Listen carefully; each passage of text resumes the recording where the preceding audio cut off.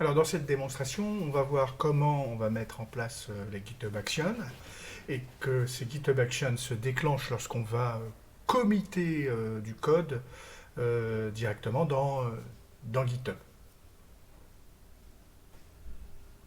Alors pour créer une action dans GitHub, c'est relativement simple. Vous avez ici dans le menu Actions la possibilité de créer des nouveaux workflows à base de modèles. Par exemple, ici, vous avez un modèle .NET, mais il y a d'autres types de modèles sur lesquels vous pouvez commencer. Alors, par exemple, si je prends le modèle .NET, ça va me créer un fichier au format YAML qui va me permettre de décrire un certain nombre d'étapes, d'actions à mettre en place. À savoir qu'on a un certain nombre d'actions prédéfinies, donc des actions qui permettent de faire de la qualité de code, ici de l'intégration continue, du déploiement, du test, du management de projet, de la surveillance. Mais on a également accès à un ensemble d'actions qui sont développées par la communauté qui est très active. Par exemple, ici, si je prends des actions sécurité, je vais pouvoir les intégrer automatiquement dans mon pipeline. Par exemple, si je prends celle-là, un OWASP, il va vous donner donc, dans ce marketplace donc, la description et puis surtout la manière d'utiliser cette action dans votre YAML. Donc de mon côté, ben, j'ai déjà moi déclaré un fichier YAML. Donc le voilà, donc je vais lui donner donc un nom. Donc je vais lui dire tu vas te déclencher en fonction en fait d'un commit dans une branche qui est la branche initcode. Donc ça c'est le déclenchement. Si je voulais avoir un déclenchement différé, je pourrais utiliser aussi ce qu'on appelle un workflow dispatch en disant le déclenchement n'est pas différé, il est fait manuellement. Ensuite, ce que je peux faire, c'est déclarer des variables d'environnement. En gros, donc ces variables d'environnement, je vais avoir le suffixe, le pass, où va se trouver mon source, la version .NET, la version du client AZ que j'utilise, donc le minimum. Donc ça, c'est des variables, vous décidez ce que vous mettez dedans. Ensuite, ce qu'il faut savoir, c'est qu'une action, il y a des jobs à déclarer. Donc déjà, je vais avoir un premier job ici, et j'en ai qu'un d'ailleurs dans mon exemple, qui va être défini par un certain nombre d'étapes. Première chose que je dois déclarer, c'est où est-ce que mon pipeline va se déclencher. Donc il va se déclencher sur un agent, ce qu'on appelle un runner dans le monde GitHub, un agent de type Ubuntu. Je pourrais naturellement le déclarer sur mon propre agent sur lequel j'aurais déjà installé toute la mécanique pour exécuter mon pipeline. Ensuite, ce job, il va être, il va déclarer un certain nombre d'étapes. Donc ici, je vais avoir l'étape name qui sera donc de récupérer le code, donc de faire un checkout, et je vais utiliser une première action, donc une action qui est définie dans la boîte à outils de GitHub Action par défaut, qui est celle-là, donc la checkout at V2. Donc là, ça va prendre mon code et ça va le copier, tout compte fait, sur ma machine Ubuntu la test ici, donc sur mon runner.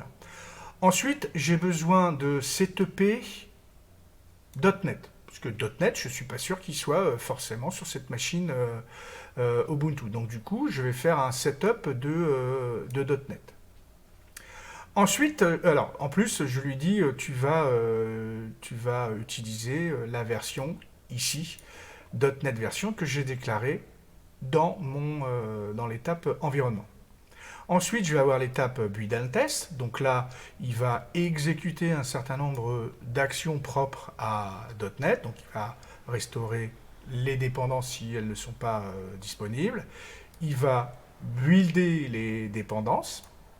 Il va tester mon code et derrière, il va publier le code testé dans ce répertoire-là.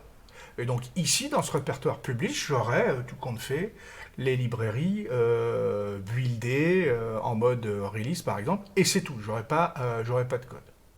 Ensuite, de quoi j'ai besoin? J'ai besoin de me loguer à Azure, et donc je vais utiliser une action qui s'appelle Azure Login, sur lequel je vais lui donner des credentials. À noter que ces credentials ici Azure sont stockés dans un espace propre à GitHub qui est secret et vous voyez n'est pas dans mon fichier YAML. Donc il est vraiment à l'extérieur de mon fichier YAML.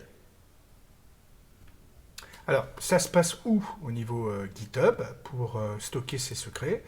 Tout simplement on va retourner sur GitHub ici, on va aller sur Settings. Et ici, on va avoir une section donc, Secret. Et cette section Secret, je vais pouvoir lui ajouter ces fameux secrets. Par exemple, là, ici, mes Azure Credentials.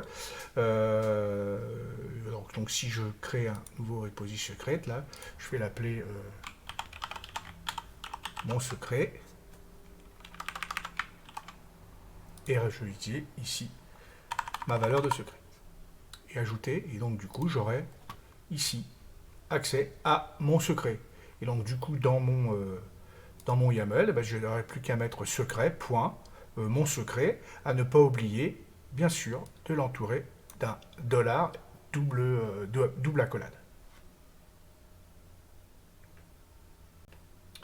Enfin, pour finir mon YAML, on va avoir la possibilité d'exécuter en fait un bash que j'avais déjà écrit et donc que je veux réutiliser. Ce bash, je vais pouvoir exécuter la commande bash en lui passant un certain nombre de variables d'environnement, par exemple où se trouve ce batch, plus d'autres paramètres propres à l'exécution de mon batch. Si je veux voir ce batch, il est là, donc on le voit, on fait pas mal de choses dans ce batch. Première chose qu'on va faire, c'est que cette fois-ci, je vais créer en fait une image Docker. Donc je vais la builder, je vais la taguer. Ensuite, ce que je vais faire, c'est créer un groupe de ressources sur Azure. Le bash va pouvoir profiter naturellement automatiquement de l'action de login d'Azure. Donc je n'ai pas besoin de me reloguer ici. Je vais créer ce qu'on appelle un container registry dans Azure pour pouvoir venir pousser mon image. Donc derrière, je récupère le password. Je vais me loguer à Docker et je vais, tout compte fait, pousser l'image directement sur Azure. Donc là, loguer à Docker, ça veut dire plutôt se loguer d'ailleurs à Azure Registry, lui donner le nom de la registry et le mot de passe de la registry. Ensuite, je vais créer un app service plan, donc de type Linux, un peu. Ensuite, je vais récupérer 2-3 petites informations qui vont me permettre, tout compte fait, de faire du déploiement en continu. Première chose, il va falloir que je lui dise voilà l'image que je veux déployer. À noter aussi que je vais avoir besoin de l'identité, donc la fameuse identité managée, pour pouvoir m'authentifier automatiquement. Et pour pouvoir avoir un déploiement en continu, je vais récupérer en fait, ou rajouter plutôt, dans ma container registry, un webhook. Et ce webhook, il vient tout simplement de l'application web app que j'ai déployée. Donc voilà, là vous avez vu que j'avais déjà un bash qui existait, donc je l'ai réutilisé.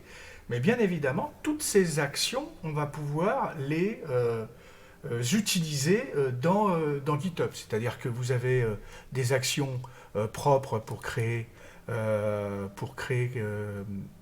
une build, pour builder une image. Vous avez des actions propres pour créer un resource group. Vous avez des actions propres pour créer une web app, etc. etc. Donc, ça, c'est au choix. Est-ce que si j'ai un bash qui existe, je le réutilise parce que je sais qu'il est fonctionnel et qu'il marche correctement, ou est-ce que je décris tout ça dans des actions et que j'utilise des actions. En tous les cas, s'il manque quelque chose dans les actions, on peut toujours les faire et développer un bout de script qui permettrait de faire toutes les actions dont on aurait besoin. Alors, j'ai déjà exécuté une première fois en fait le déploiement. Donc, si je browse mon application, on voit qu'elle s'exécute correctement sur un app service et elle est dockerisée. Donc, on retrouve bien évidemment les mêmes possibilités. Alors là, je m'aperçois que j'ai un petit problème ici parce que j'ai promotion avec une faute d'orthographe. Donc si je reviens dans Visual Studio, je vais corriger en faisant une promotion, en enlevant en fait les lettres en trop. Je vais sauvegarder tout ça et derrière, ce que je vais faire, c'est tout simplement faire un git add. Je vais ajouter la commit git commit-m, démo GitHub Action PS2 par exemple, et je vais pousser la correction dans ma branch initcode par exemple. Donc là, elle a été poussée. Maintenant, si je vais voir, hop, dans GitHub, si je regarde mes actions, je vois que j'ai une action qui a été déclenchée automatiquement parce que, rappelez-vous, dans mon YAML, qui est ici, je lui dis, dès qu'il y a un push, dès qu'il y a un commit, tu démarres. Donc là, elle a démarré, et ce qui est intéressant, c'est qu'on va pouvoir suivre, pas à pas, ce que fait notre action. Donc déjà, là, elle est en train de... Donc elle a CTP le job, elle a fait un checkout du code, c'était bien ce qu'il y avait dans le YAML. Elle a fait un setup de .NET Core. Là, elle est en train de builder et tester l'application. Donc à un moment donné, si l'application, elle est bien testée, je devrais voir ici le résultat du test. Donc là, elle a fait pas mal de choses.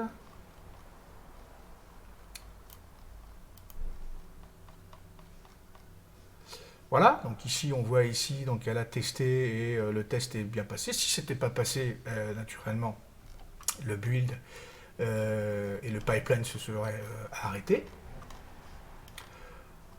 Ensuite, elle s'est loguée à Azure de façon correcte. Et elle est en train de déployer, elle est en train d'exécuter mon bash. Alors là, on retrouve les étapes de build d'une image Docker. Donc elle a bien buildé l'image. Donc là, elle a buildé l'image. Et là, par contre, elle est en train de publier la nouvelle image ici dans le container Azure. Donc on va l'attendre que tout ça là se finisse. Alors, une fois que le pipeline est fini, vous voyez, ça a mis 2 minutes 53 pour déployer la nouvelle image Docker dans Azure Container Registry.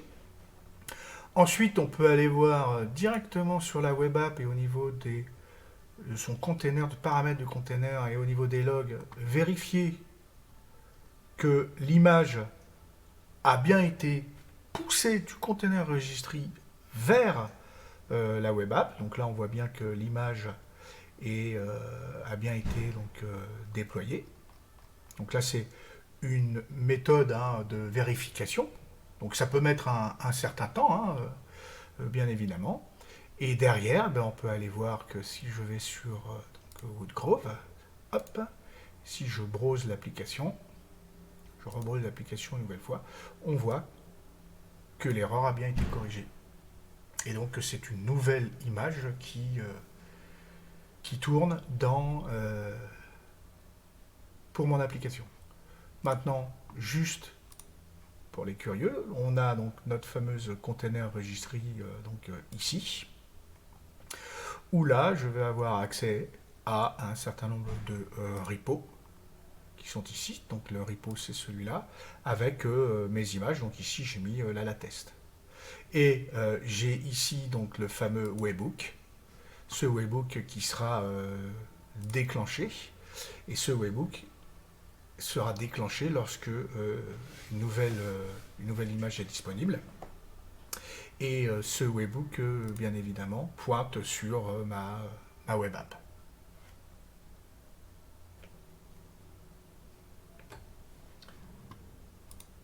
Et pour aller un peu plus loin, je vous encourage à aller visiter Channel 9, où vous avez un certain nombre de vidéos en anglais cette fois-ci, qui vous expliquent comment ça fonctionne, ou la documentation qui est bien faite sur la manière de mettre en place un GitHub Action.